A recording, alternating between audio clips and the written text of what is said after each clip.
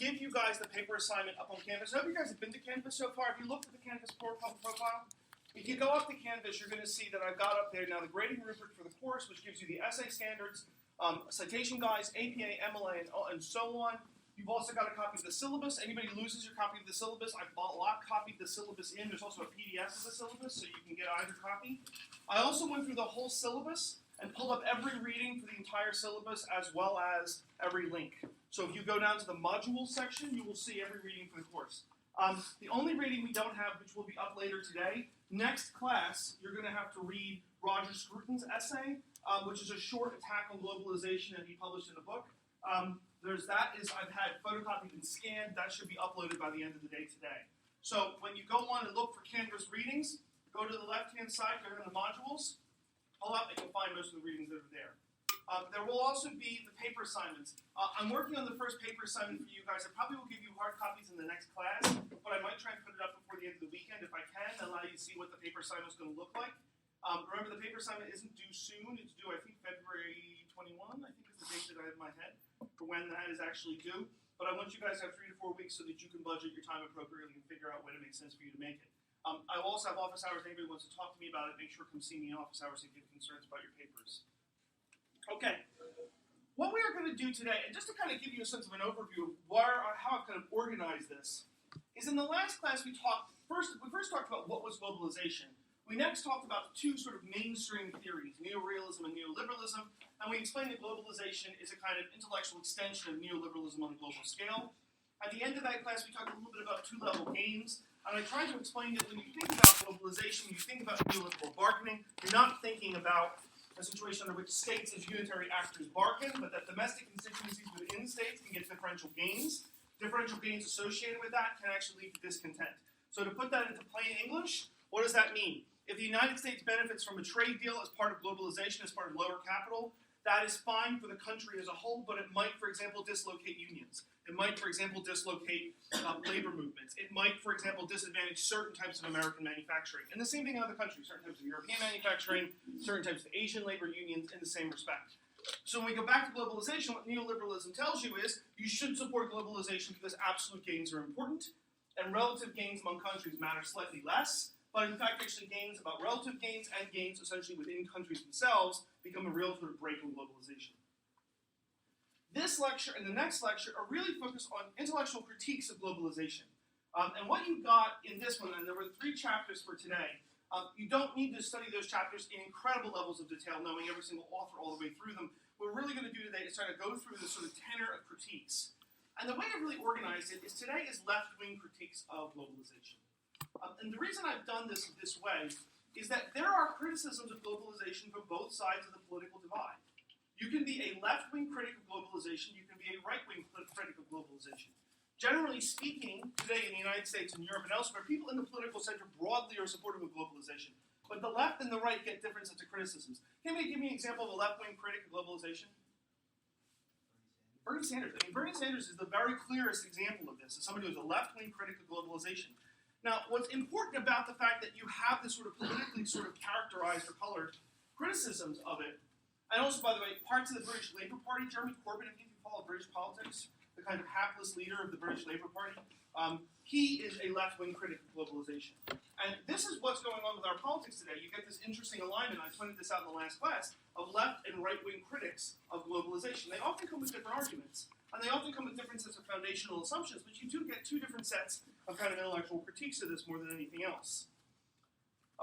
Generally speaking, what we're going to do today is we're going to go through the overall criticisms that come from the left, and then we're going to look at a couple different schools of thought that kind of inform those criticisms, that give you sort of theoretical perspectives on why this might work in the way that it does. Some of this is relatively heavy-going theory, some of this isn't. But when you start to look at left-wing protest and globalization, you're all of a sudden going to start to understand the sort of roots of where a lot of this comes from. A lot of this comes from Marx, critiques of Lenin. Some of this comes from concerns about post-colonialism. We'll talk very briefly about that in Orientalism. And then we're going to talk about feminism as a critique itself. And generally speaking, most of those operate from the left. Most of the critiques of globalization focus on things like financial liberalization and free trade, the economic consequences of it. So left-wing criticisms of it overwhelmingly are economic. That links most of these theoretical perspectives. Overwhelmingly, they say, look, globalization might work as a macro phenomenon. Globalization might work in the sense it lowers trade. But we have serious concerns about inequality. Global inequality, you guys probably saw the statistic that it was 8 people on Earth hold half the world's wealth. You guys see that? Right? That's a left-wing, it's a classic left-wing critique, is to say there's something wrong with global capitalism if global capitalism leads to the accumulation of wealth at the top and diminution of wealth at the bottom. If half the world is as poor as 8 people, or as rich as 8 people in the world, there's a serious problem with that. So left-wing critics of globalization often point globalization as an engine of inequality. That economic inequality arises from that. And you sometimes get that from right-wing critics too. It's not that they don't completely make that argument, but left-wing critics overwhelmingly say, look, the rich are getting richer and the poor are getting poorer, and that's the result of globalization, that the more we're linked into global markets, that's in fact actually one of the biggest problems. And they point to a couple different sets of arguments. One argument they point to is a question of kind of relative gains that small interest groups within globalization lose. This is what Bernie Sanders always talks about. The billionaire and the millionaire classes are benefiting as a result of it. It's a class-based argument, and who loses the people in the factory towns. Trump makes very similar arguments, right? And this is one of the reasons why in the 2016 election, people argued that when Bernie Sanders pulled out of the race, you were likely to get some Bernie Sanders supporters to go from Bernie Sanders to Trump. Because essentially, the root of the economic inequality argument, the root that essentially leads to social dislocation, economic dislocation, is more or less the same among the left and the right. So you see very similar distinctions, very similar post-movement between that. People couldn't work out why a very far left-wing person was losing voters to the very far right. The critique is basically exactly the same, right? The critique is essentially the same. It just comes from a different angle. Left-wing critics often generally also point to the decline of the social safety net and privatization. What is the social safety net? Like welfare programs and stuff to keep people in poverty from like falling below that. Exactly. The social safety net are welfare programs and also a lot of social entitlement programs. Most societies have a social safety net, and the idea is to say, what if you lose your job? Should you have unemployment insurance? If you lose your job, should you also be in a position under which you get some support for your children? Should your children, if you're unemployed, not have health care? States create social safety nets, and the basic idea of a social safety net is that those who fall through the cracks get caught by the net. That's the basic idea behind them. And states have more or less generous social safety nets. The United States, on balance, has a much weaker social safety net than Europe. In the United States, you have a limited period of time you can remain on unemployment. At that point, you start to have sorts of penalties on the way that you can earn your income. There is means testing for a lot of social welfare benefits, and you don't have what you have in European countries. I'm sure most of you who've taken European politics are familiar that European countries have much more positive, for example, maternal care, much more positive health care. A lot of those things are richer in European countries than they are in the United States. One of the left-wing criticisms of globalization is to say, well, what does globalization do? It demands that the state lower its tax base and the state simplify regulations. In so doing, what it tends to do is to weaken the social safety net. The globalization produces what they call the race to the bottom. That the United States can't afford to have a generous social safety net if we want a globally integrated economy, if we want a competitive economy. That means thin regulation, it means thin taxation. And taxation really purchases you this. The higher levels of taxation that you get in some European societies allow you to have very high levels of social safety net. That's always the trade-off that you wind up seeing. And globalization acts as an engine to drag down government spending, in part because it says government spending is wasteful, you should privatize as much as you possibly can, and as a result, it weakens the social safety net. So if you're from the left wing, your general argument is to say globalization is an engine of economic inequality. It also places pressure on governments to weaken the social safety net by lowering taxation. The result is who loses as part of globalization? The poor, the weakest, the poorest, the sickest. They're the people who lose as a result of it. Now, I may be getting my radio for cheaper at Walmart, but the consequence is that the factory is shuttered in the Midwest. The consequence is that there's economic inequality in the Midwest, and the consequence is that the unemployment insurance is weakened in the Midwest because taxation is generally low.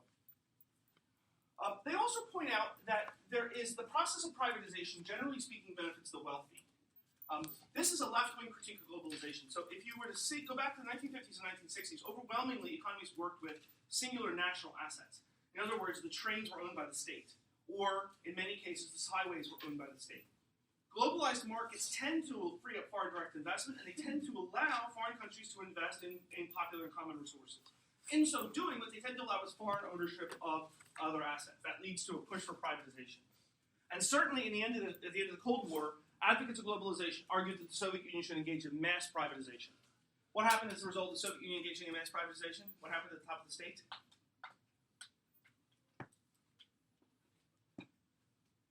Come on, what happened at the top of the state? Who won? Andrew? The oligarchs. Oligarchs, why? Because they bought up Yeah. One of the things that you get is that when you do privatization suddenly in developing countries as a result of kind of imposing a neoliberal consensus, you shatter national control of the assets, and then the problem becomes who is in best position to buy those assets? People with money already. And so what happened in the Soviet Union was a classic case of this. The Soviet Union collapses, the Russian Federation puts up public assets. Public assets are essentially allowed for open bargaining. Open bargaining then benefits people with money. As a result, privatization leads to greater accumulation of capital at the top and the creation of an oligarch class. And that's essentially what happened in Russia. Putin himself was funded by a large part of the oligarch class, or at least sympathetic half of the oligarch class. So left-wing critics often come back and say, well, what happens as a result of privatization? Inequality, weakening the social safety net, privatization, and privatization leads to greater political inequality because you get accumulation of oligarchic capital at the top. So when I'm saying to you I want an integrated market, it sounds good.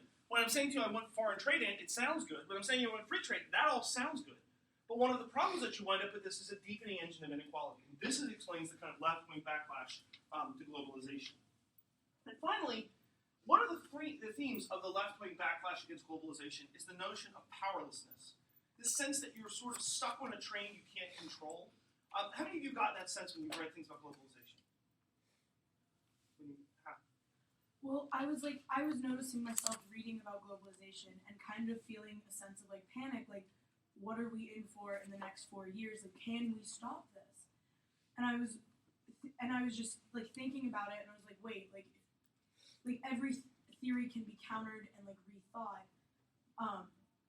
and not everyone is global, and it is kind of scary to think about globalization for a second, because at a certain point of intertwinement, can you step back? Right. I don't know.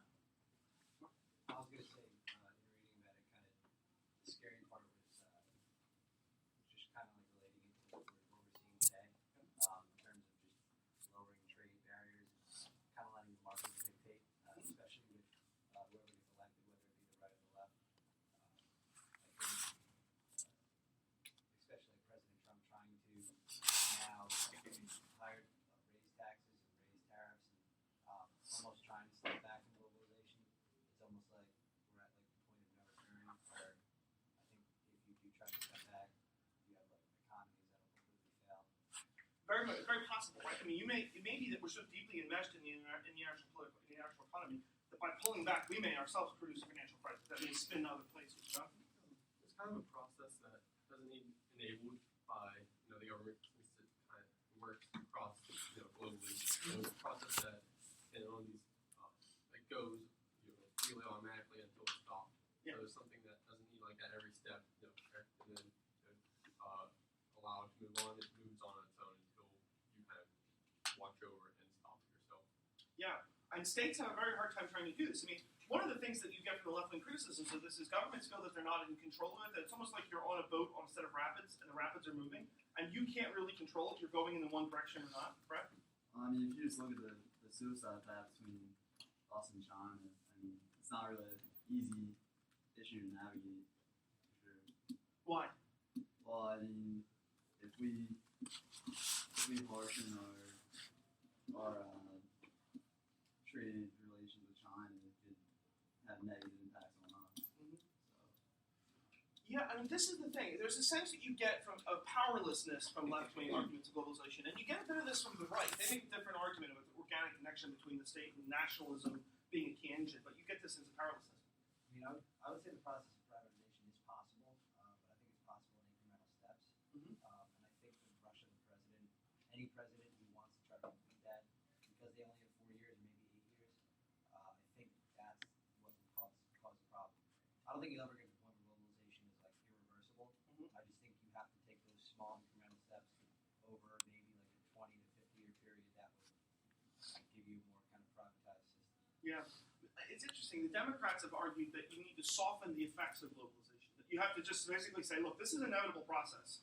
We can't pull back from it because the gains from the trade are so serious that we can't possibly pull back from it. But we've got to think about some kind of way that we would soften the process. The Republicans for a long time argued the same thing. I mean, if you really can go back 4 years, the only votes that Obama could ever get from Republicans were on trade deals.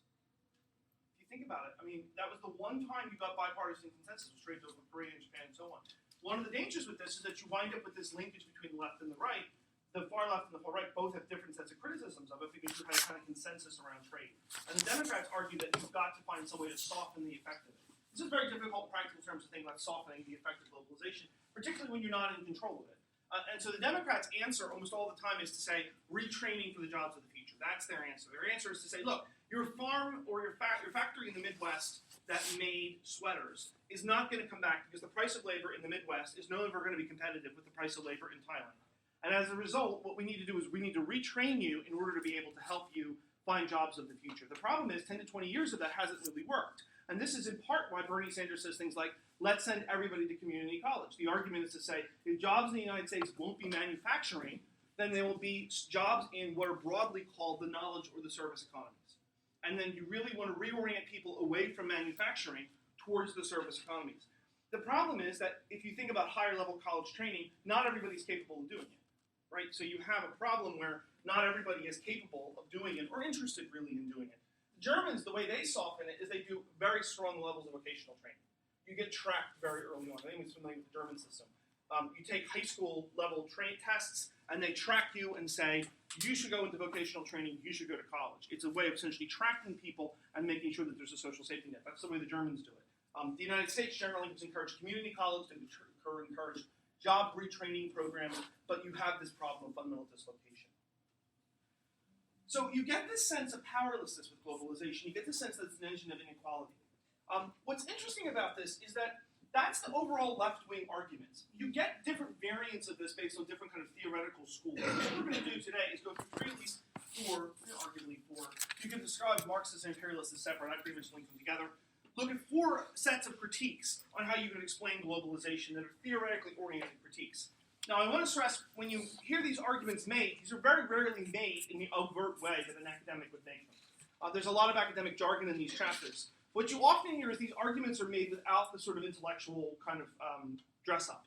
So people make post-colonial arguments without actually calling them post-colonial. People make Marxist class arguments without actually saying, hey, I owe an intellectual debt to Marx. So you see different sets of critiques here that are a result of that.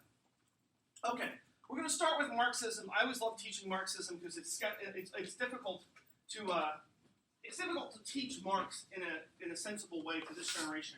Because most of you have grown up in an environment. How many of you ever remember the Soviet Union? Anybody actually was alive during the period of the time of the Soviet Union? God, am I old. And I actually remember the Soviet Union. I actually remember Gorbachev and the tanks and the tube.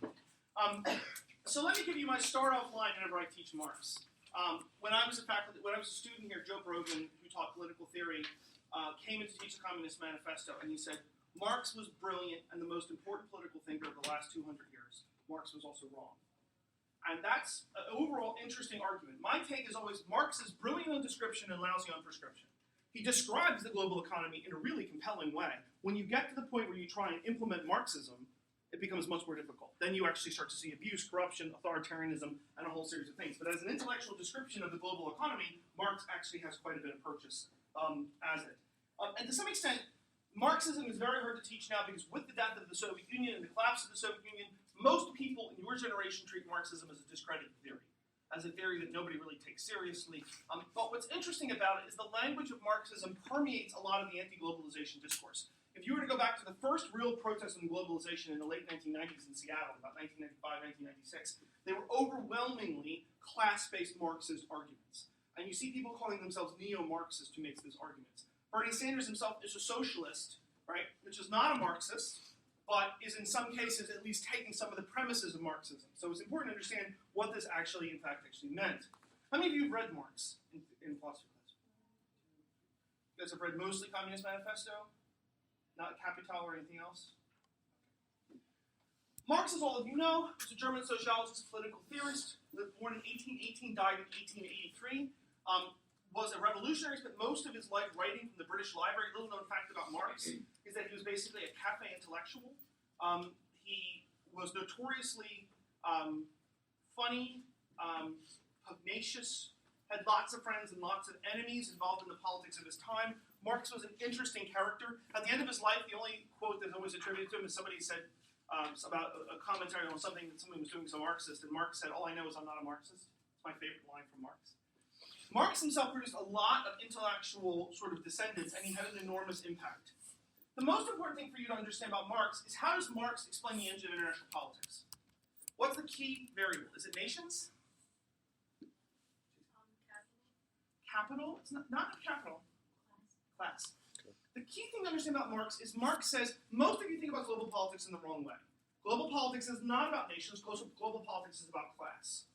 Marx famously argued that if you were to think about the proximity between a French worker and a German worker, they are far closer and far more aligned than the French national and the German national. In other words, what makes us as people is our economic and social class. Our economic and social class is the engine of the way that we would, in fact, think about how international politics is going to go through. I'm not going to go through the sort of intellectual roots of this, the Hegelianism, the firebox stuff. I'm not going to do that. I'm just going to focus really on kind of what this means for international politics. Marx argues that if you want a depiction of the world, you could explain the depiction of the world as essentially a struggle between classes. At the top of you have a capitalist exploitative class. That would be considered the billionaire class. And they are supported by the bourgeoisie. Who is the bourgeoisie? When I say it's supported by the bourgeoisie, who is the bourgeoisie? Capitalists? No, capitalists are the exploitative class. The bourgeoisie is like the top 1% class. Like, No. aren't they the richest or like the most elite? No, it's not the most elite. Isn't it like the upper middle class? It's the middle class. The bourgeoisie is what he would understand as the middle class or the upper middle class, arguably the upper middle class. Bourgeoisie is what he understood as the middle class. And what he argued is that most society class conflict is organized by essentially a collection of the capitalists working with the bourgeoisie against whom? The working class called the proletariat. The proletariat is the working class. And what did he really argue? He argued that most societies that we see are organized with capitalist billionaires. Take a look at our current cabinet. Capitalist billionaires working in tandem with the middle class. The middle class of the bourgeoisie is fundamentally a conservative force. They want essentially consumption. They don't essentially want disruption. So he looks at the middle class as essentially a satiated, politically conservative force that effectively is in league with the capitalists. What they essentially try to do is to oppress and separate the proletariat from the fruits of their actual labor. The proletariat is the working class, right? So the person who works in the factory. Now remember, when Marx is writing Capital, his first book when he writes in Capital is an account of factories. It's an account of the exploitation of factory workers by the middle class and by the capitalist class. And they are essentially separated from the fruits of their labor, meaning effectively that what happens is the benefits or the value you produce by your work in the factory, very little of it is given to you, very much of it is given to the capitalist class and distributed to the bourgeoisie. So the proletariat itself are the workers who go to the factories, they work very hard, the fruits of their labor are taken by the bourgeoisie and they're taken by the capitalist class. For Marx, when we think about class struggle, all of history is a class struggle. All of history is a class struggle. We mistake it about nationalism, but nationalism, according to Marx, is false consciousness. What does he mean by that? Religion, arguably, is also false consciousness by Marx. Believing in something that's not totally real. Yeah. It's essentially convincing you that you are more aligned to your nation than you are to your class. And Marx's argument to this is simple. If you're a poor exploited worker in the United States, the fact that you're American has you nothing in common with Bill Gates. It has you nothing in common with the wealthy guy in the suburb who owns 2 houses. You have far more in common with the worker than you do with the other person by your nation. That's why nationalism is false consciousness. It gets you to have a set of political loyalties which aren't really in your interest. What's in your interest is economic and class. That is what's in your interest. Economic and class-based arguments are the most important thing that are involved in your interests. For Marx, what you have to do is expose the history of class struggle. You cannot allow nations to continue to argue that nationalism is the only thing that matters. Class is what matters. And so therefore, the job of a communist party is to argue that essentially what you should do is to sharpen class distinctions. I need to make you aware that you are part of your class. And that's one of the problems with Marxism that people don't understand. Marx really had a view of the population that was almost like, wake up! I've got to shake you out of your torpor and get you to realize that nationalism, religion, these are false kind of opiates. What's important for you is your economic class. Where you sit in the economic ladder, whether you're the exploited or the exploiter, matters. And there is a class struggle that you are part of, and you don't see that the gains from productivity are essentially going to the top, and they're not going to you. That's Marx's basic, essentially, structure of the argument. There's a lot more to it than that, but there's the argument to it. Marx argued that communists had an obligation to subvert the political order. That because you couldn't rely on the bourgeoisie, because the bourgeoisie was essentially treacherous, because the capitalists themselves would be very treacherous, that they had an obligation to wake the proletariat up. And that communist parties in each society should be embedded as a way to wake up the proletariat and motivate the working classes to recognize that there were serious political problems and to recognize the reality of the class struggle. Marx believed that eventually what you would wind up with was a victory of the proletariat. And when the proletariat was victorious, eventually you would have essentially a dictatorship of the working class. That through a process of revolution, through a process of communist subversion, over time, you would begin to shake off your false consciousness and you would have a dictatorship of the working class. On one basic argument, the working class is more numerous. That our society has very few people at the top exploiting a large number of people at the bottom. And over time, the bottom will rise to the top. Right? Dictatorship of the proletariat is often how this is called. When that happens, property will be abolished. Why would property be abolished? What's important about property? People wouldn't be seen as equal if some person has more land than another person. Yeah. Marx argues this, and if you go back to Marx, this is in Rousseau, this is in Madison, this is in a lot of different thinkers at the time. Property is the great engine of inequality. And Marx looks at it as a case under which not only does property replicate social class, think, for example, of inheritance, how inherited land wealth stratifies you. If you inherit a house from your parents or two houses from your parents, you're very likely to be in the upper classes because you inherit so much wealth. Property stratifies you, but it's also envy. It's very difficult for us to feel collectively a part of a sort of society if there's envy over property. Property is a source of social conflict. Property is also something the state has to protect. The state, in social contract theory, protects your property. Marx's argument is, if I want to abolish all conflict, how do I abolish all conflict? I abolish private property. This is where you get the root of communism. Communism, as a theory, says private property should not exist. Who should hold the private property? The government. The government. Why? Because they can regulate it to make sure the people all get the same amount. Yeah, the people can regulate it to get the same amount. You can make sure that you divvy out property. If you go back to the Soviet Union, this is exactly what they did. They gave out rations on food. They gave out rations for your allocation. They made sure everybody had the same radio. They made sure they allocated apartments on a state basis. That was communism as an ideology. And the idea behind communism, and this is important to remember, is that it was a utopian political ideology, in which sense it says, look, as long as I need to do, as long as we get the proletariat in charge and stop getting exploited, as long as we abolish private property and hand it over to the government, as long as everybody has something equal, what happens? Social class disappears. And if social class disappears, or at the very minimum you have dictatorship of the proletariat, what do you have?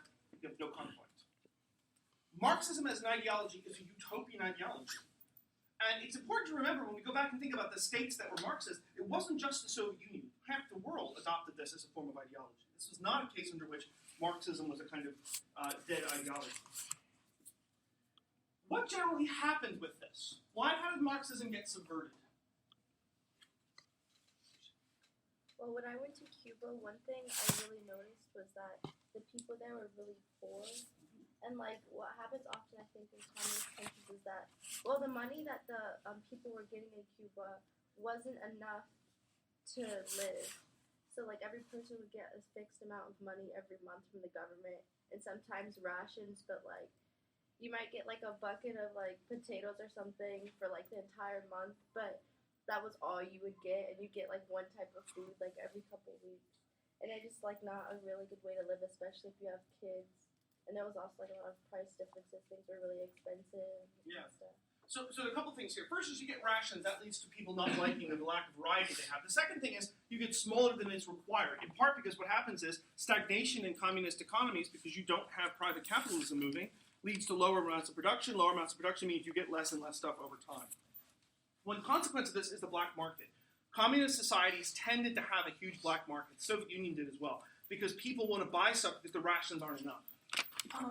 Isn't the big thing with the big argument against communism is having capitalism and having an excess flow of money does, in a sense, bring up the standard of living for the lowest class too, in a sense, because that consumerism leads to a higher standard. That's some theories I've read, and why the U.S. does have a higher standard of living than other places. Than other communist places in comparison. So what happens in part, in standard of living, what happens in part is, does capitalism bring up the standard of living? For the wealthy and the upper middle class, yes. For the poor, often not.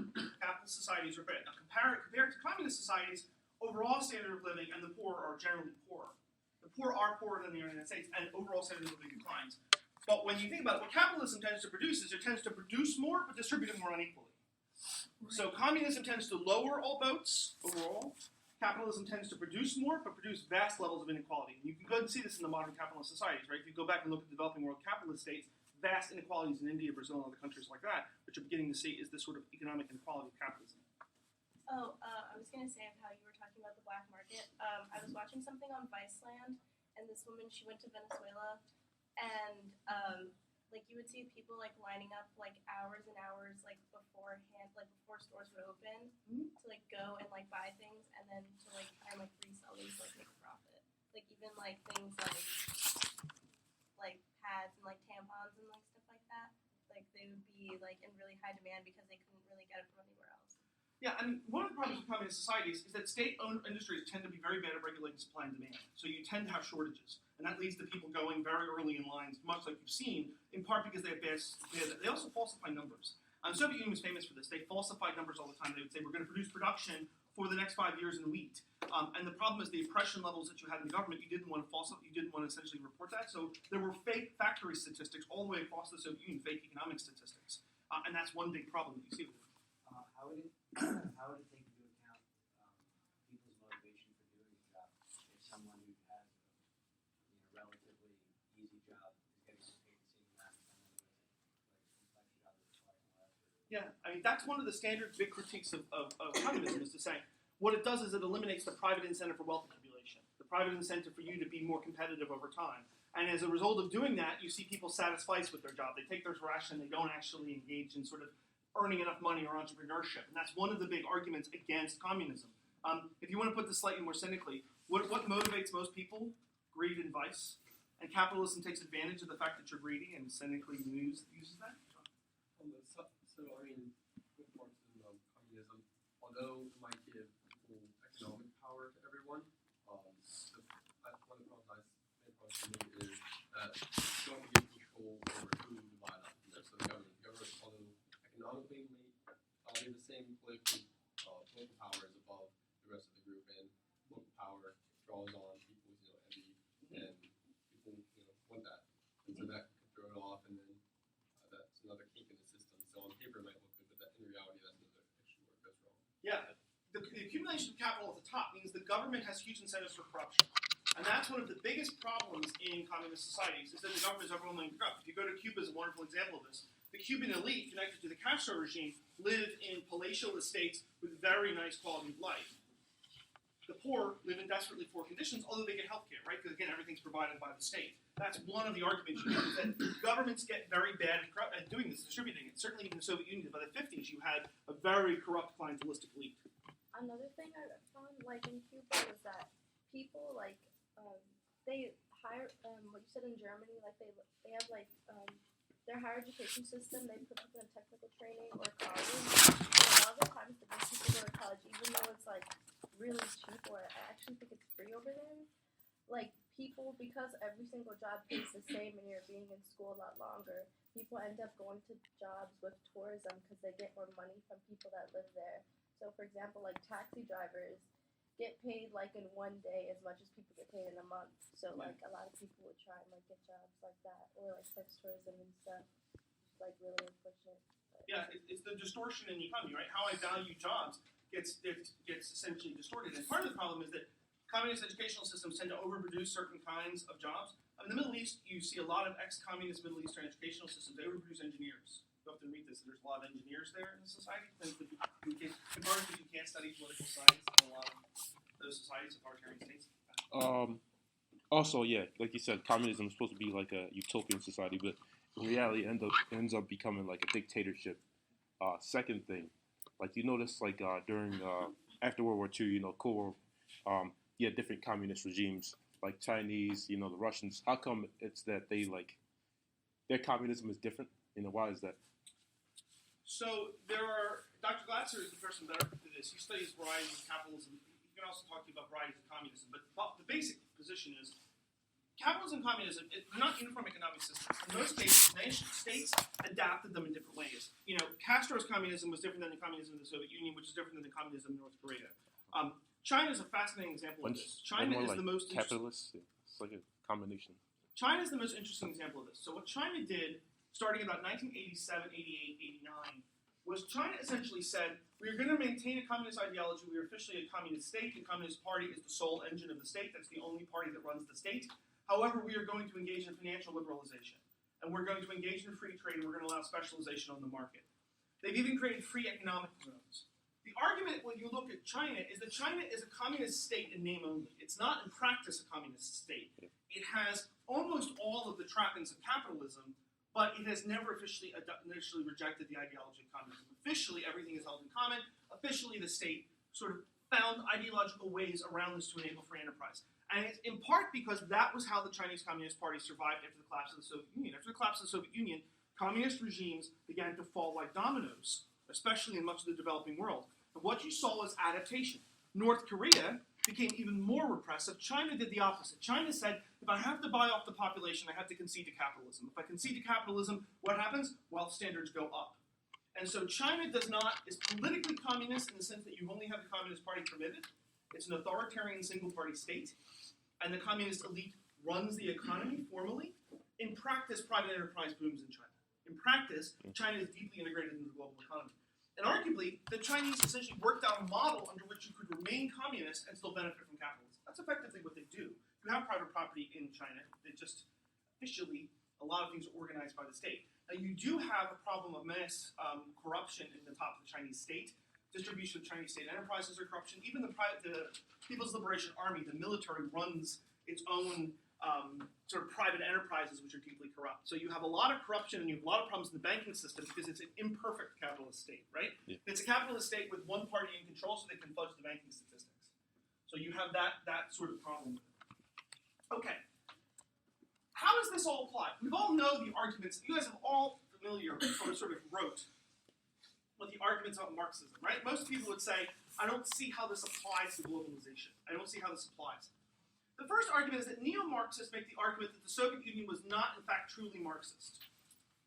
So if you get a straight, unreconstructed Marxist, and you say to this person, explain to me how you can be a Marxist given the corruption, the inefficiencies, the authoritarianism, the violence, the argument is often that, and you see this very clearly in the Bayliss and Smith chapter, the Bayliss and Smith chapter lays out and says the Soviet Union wasn't a properly Marxist state. You can argue that. Certainly, it followed more of Lenin's principles than it did straight of Marx. Marx really didn't sketch out what a Marxist state would look like. So one way that you see Marxism gets rehabilitated by the left is that argument. You could argue that's, in fact, whether that's true or not. But what that allows them to say is that Marxism as a theory has never been tested, therefore it can redeem itself. And you see people saying, well, you know, the Soviet Union was a corrupt aberration. It pretended to be Marxist, but wasn't. China's the same. What we need to do is get the first real Marxist state, and we can test whether this, in fact, actually works. And that's a kind of intellectual move you can make. I'm slightly more skeptical of it. Marxism, though, as a general lens of critique, if you drop that stronger version of it and use weaker versions of Marxism, what you actually see is a really interesting critique of globalization. And the critique of globalization goes essentially by saying the issue is not whether you have national dislocation as a result of globalization, it's whether you have class-based dislocation. What is globalization but hyper-capitalism? That's what a Marxist critique would say.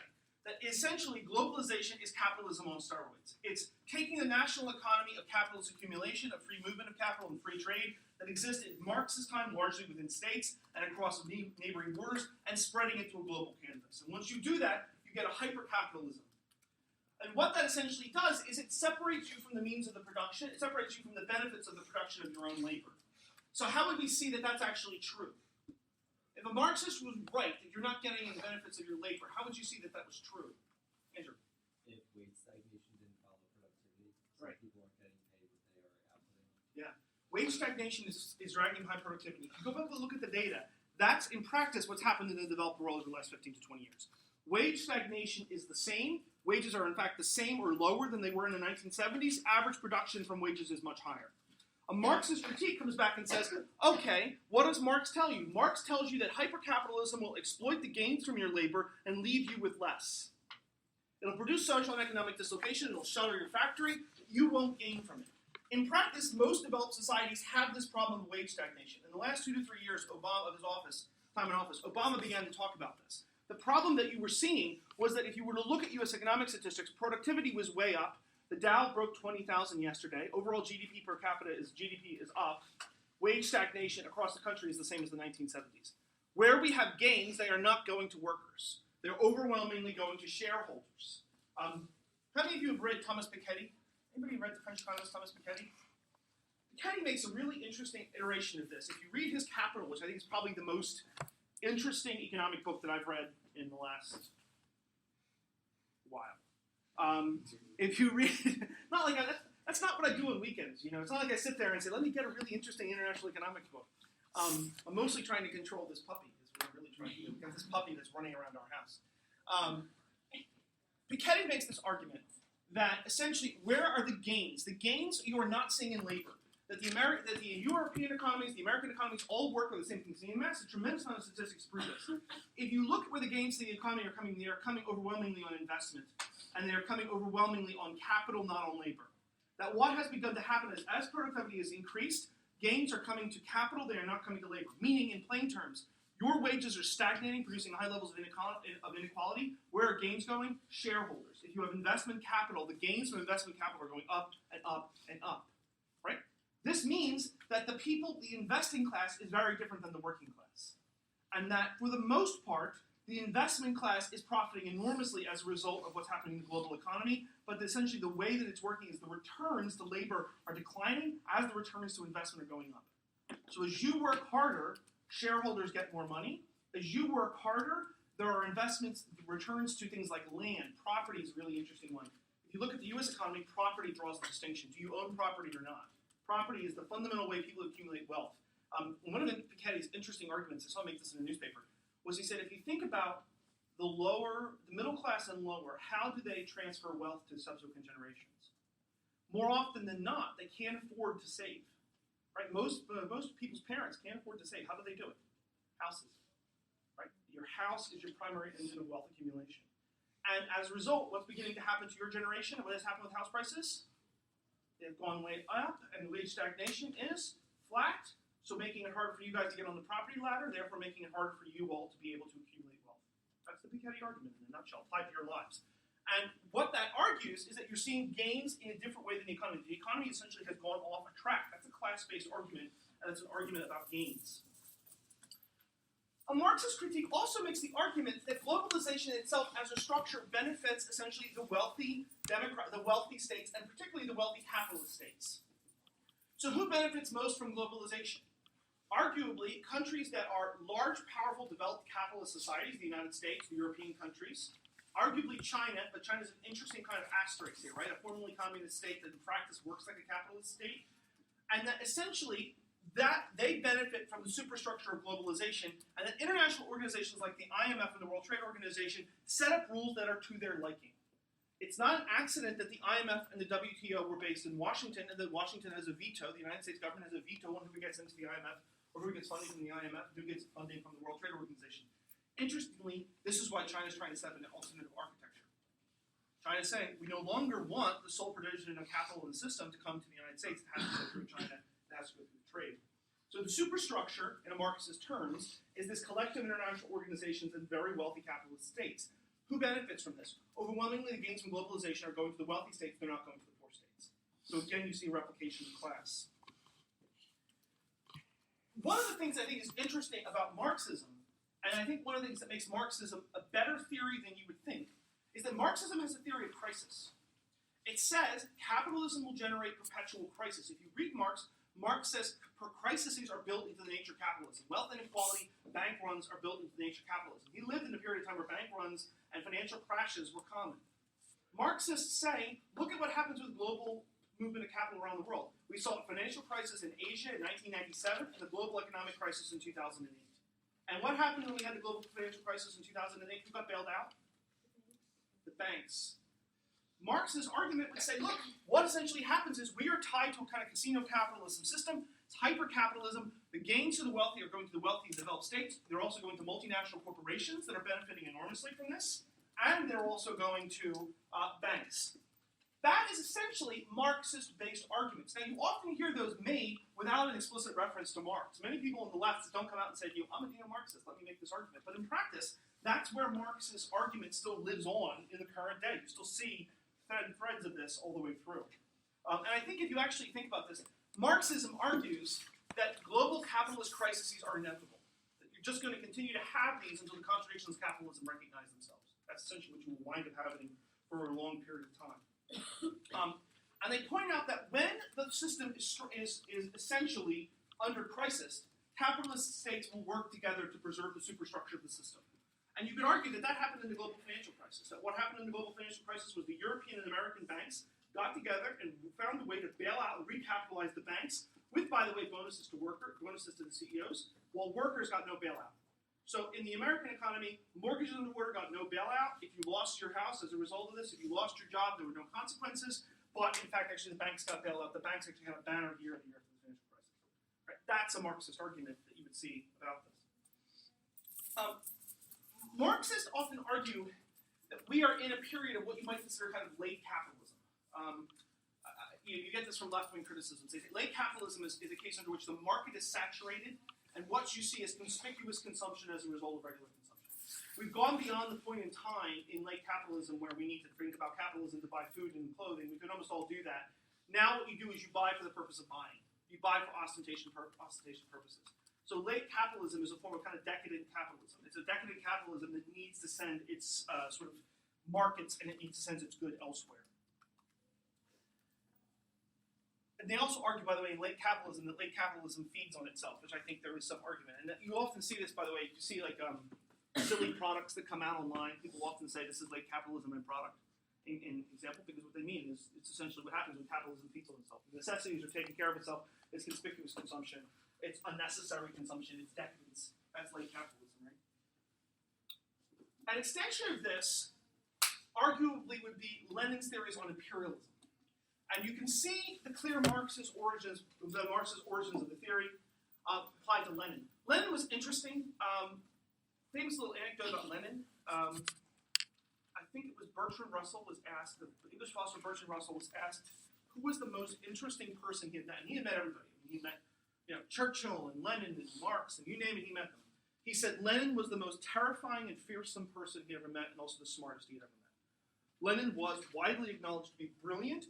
Lenin had ice in his veins, and Lenin was notorious for writing in ways that was essentially to call out falseness and lies. He was a combative, interesting character. Lenin's theory of Marxism, we don't have time to do a lot of Lenin's theories of revolution and other things. Lenin's theories of Marxism or Lenin's theories of imperialism provides a very clear explanation for what's going on with globalization, and you can see it applied today in people like Emmanuel Wallerstein and other people's arguments. The first is he argues, he says, look, what happens, his pamphlet, Imperialism, the highest stage of capitalism, essentially lays this out. And he says that what happens at the end of capitalism is cartel capitalism, monopoly capitalism. What does he mean by monopoly capitalism? You guys have this in Mason Snyder piece.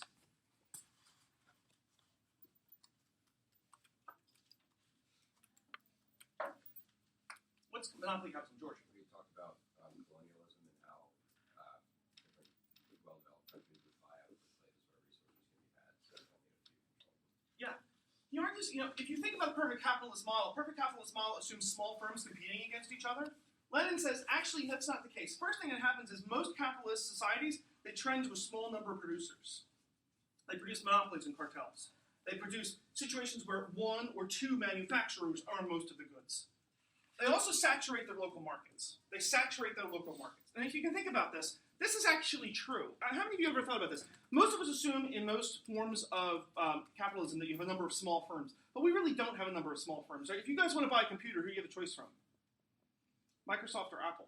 For the most part, your choices are attenuated to 2 or 3 different major producers. They're often small producers who don't compete, but what he's talking about is that what you tend to see is cartels, collections of economic power, firms that have exercised real control over production. Those are generally supported by the banks. The banks themselves work with this. OPEC's a famous example of a cartel. That's the oil production cartel. Any of you ever dealt with diamonds? There are cartels for diamonds. If you ever want to buy a diamond, there are cartels for diamonds. There are very few diamond producers. As a result, they're able to set prices.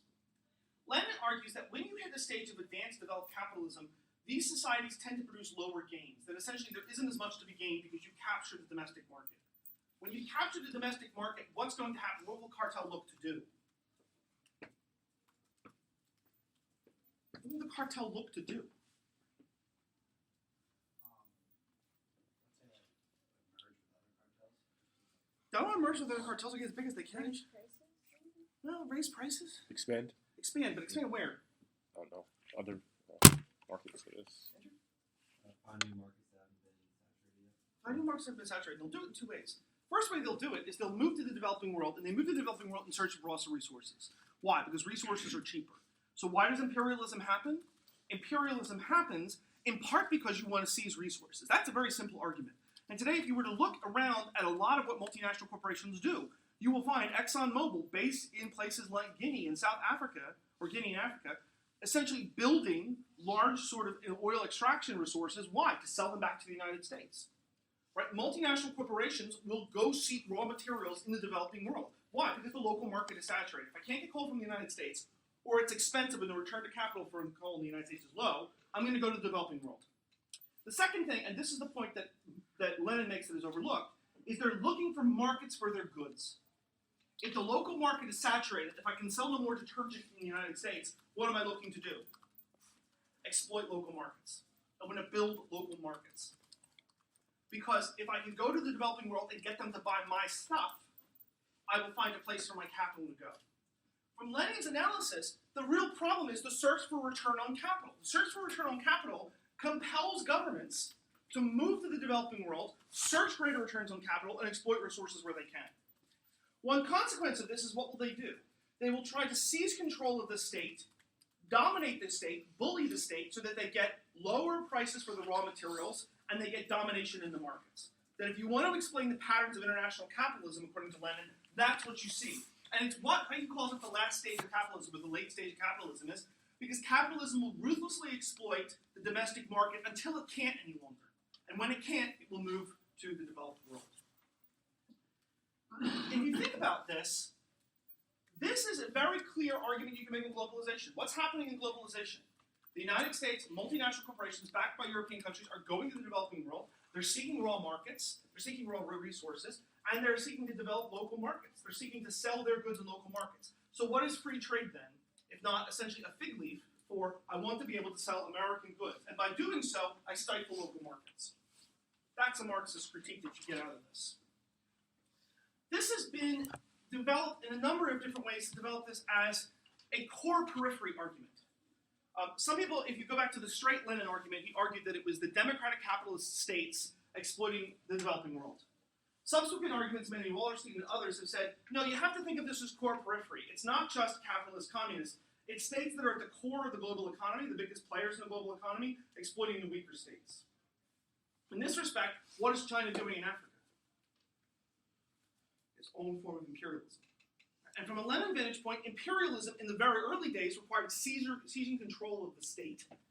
In later periods, it didn't actually require a form of political control of the state, but rather simply exploitation of the state's resources. Right? And that's the way to think about imperialism as a model. Okay. Other critiques of globalization, I'm going to do this a little faster than I had wanted to try and do it. The post-colonial critique of globalization. The post-colonial critique of globalization is relatively straightforward. And it argues the following. Who generally has benefited from globalization? It has been the colonizer, not the colonized. The Western world, like powers in Europe, a couple powers in Asia, and the United States.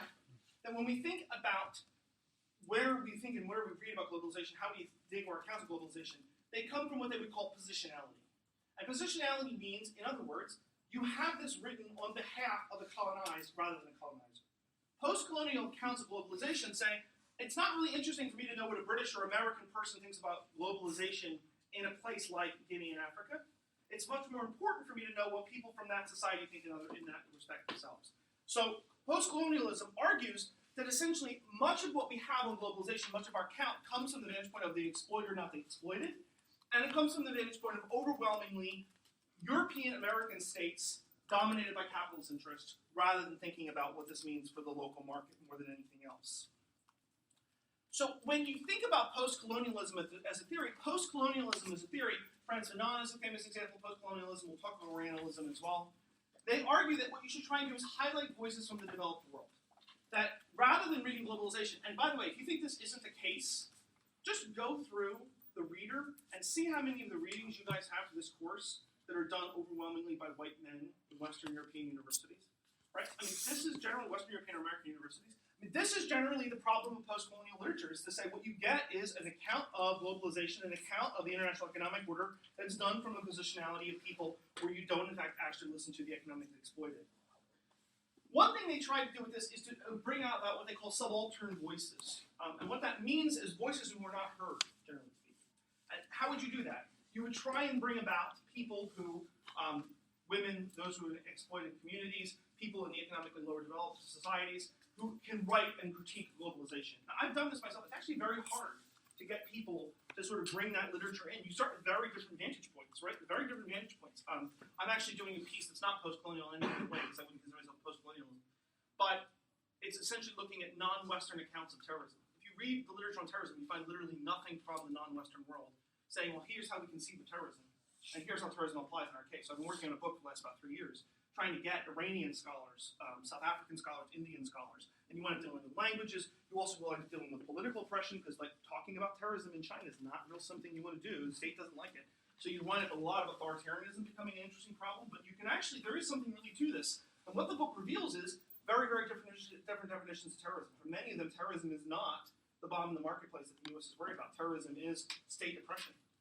Terrorism is the random incidence of disease. And this points out that what we have is a set of implicit biases in international politics. Much of the literature in international politics is a set of implicit biases, right? Post-colonialism tries to expose that. It also tries to expose this from the way that you see vast simplifications made in a lot of the literature. How many of you are familiar with Edward Said?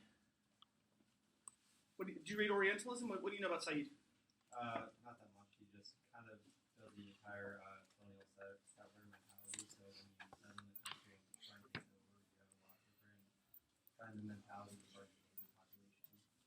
For example, in the United States and some colonial states than you did in some colonial states where they didn't intend to be there for a long time.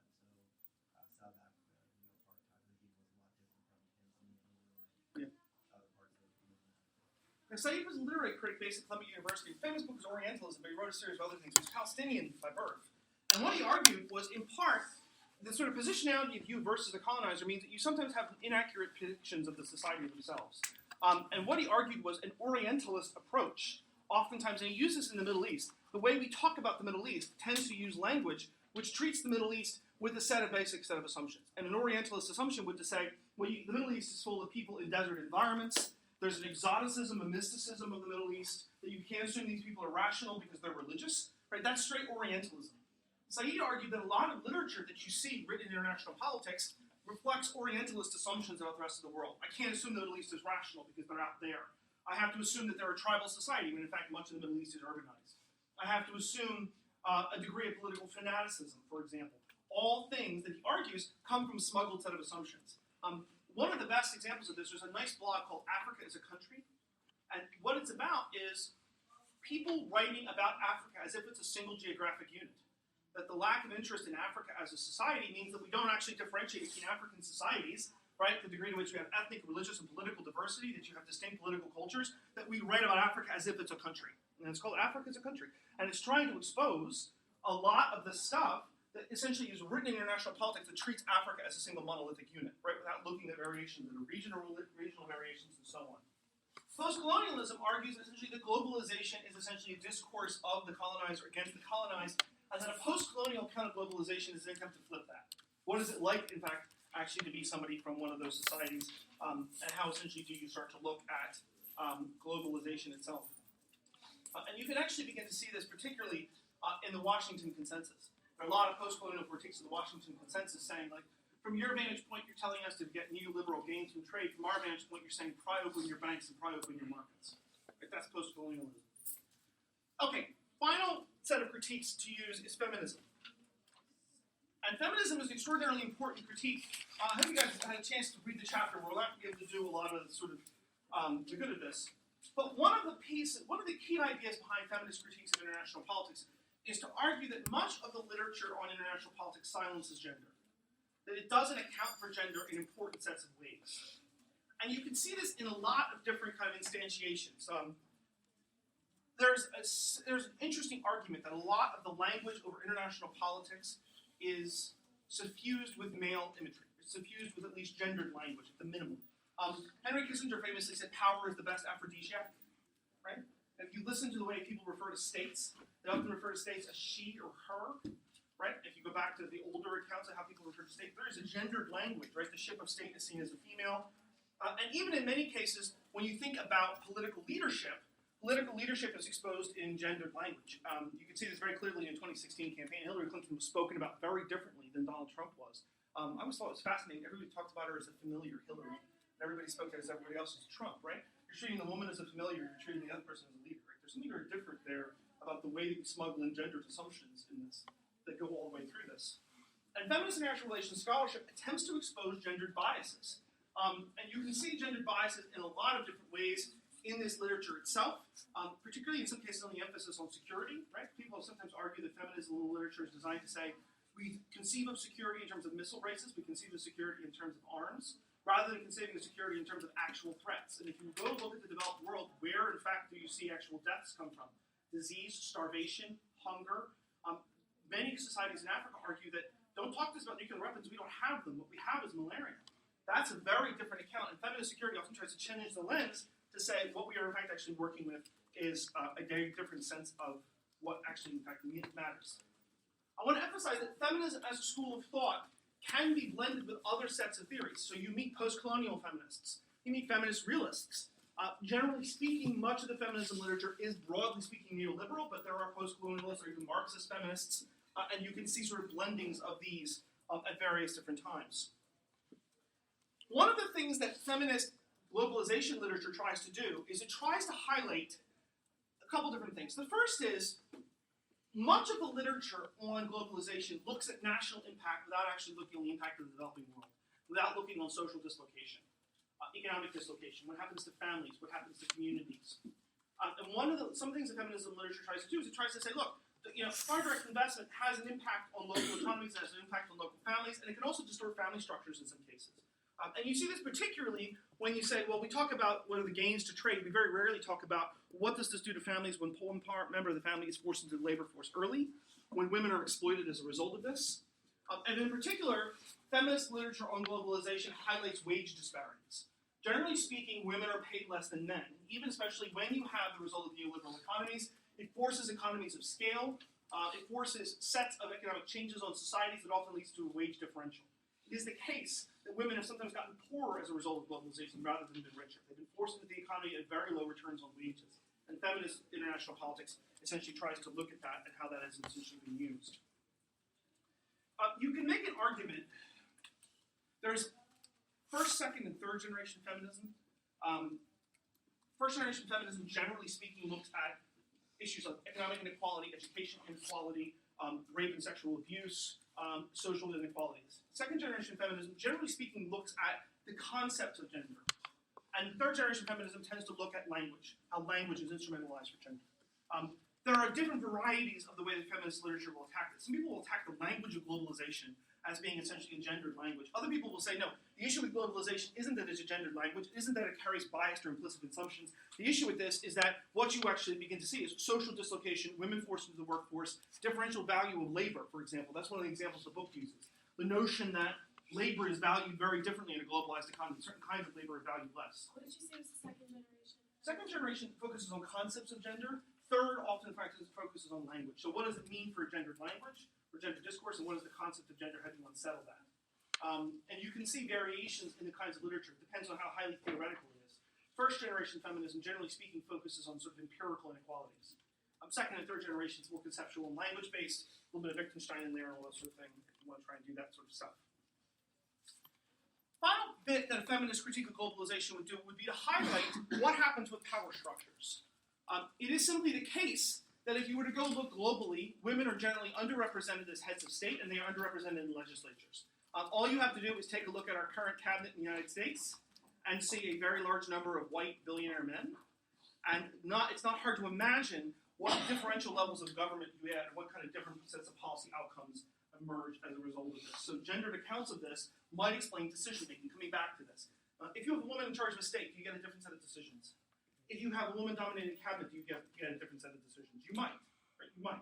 It depends on whether you smuggle a set of assumptions about do women rule differently than men, different priorities, and so on. But feminist literature generally tries to highlight implicit gendered biases as a result of globalization. Okay. To wrap up, what do we see with this? Left-wing critiques of globalization, what do they overwhelmingly focus on? Economic inequality, the degree to which gains of trade is dislocating, but they provide different sets of theoretical explanations. The theoretical explanations might be based on Marxist or imperialist language, that it has to do with class, and might have to do with how post-colonialism, how the North regards the South as essentially a dumping ground for waste and a way to exploit it, and it might have to reflect gender. And what you can see with most left-wing critiques of globalization is the same sets of arguments deployed with very different theoretical foundations and frames. Very rarely do you see this in explicit terms, but if any of you go to an anti-globalization march, watch anti-globalization, watch how often languages about class, the excluded, and gender emerge, and you can begin to see the real manifestations of these sets of schools of thought in the way that left-wing people talk about globalization. In the next class, we're going to read John Gray, False Dawn, and you're going to look at Roger Scruton, and we're going to look at the conservative critique of globalization, to ask the question, what happens when globalization severs the connection between the national and the international? What happens when you no longer feel connected to your state? Okay, that's it. Have a nice weekend, everybody.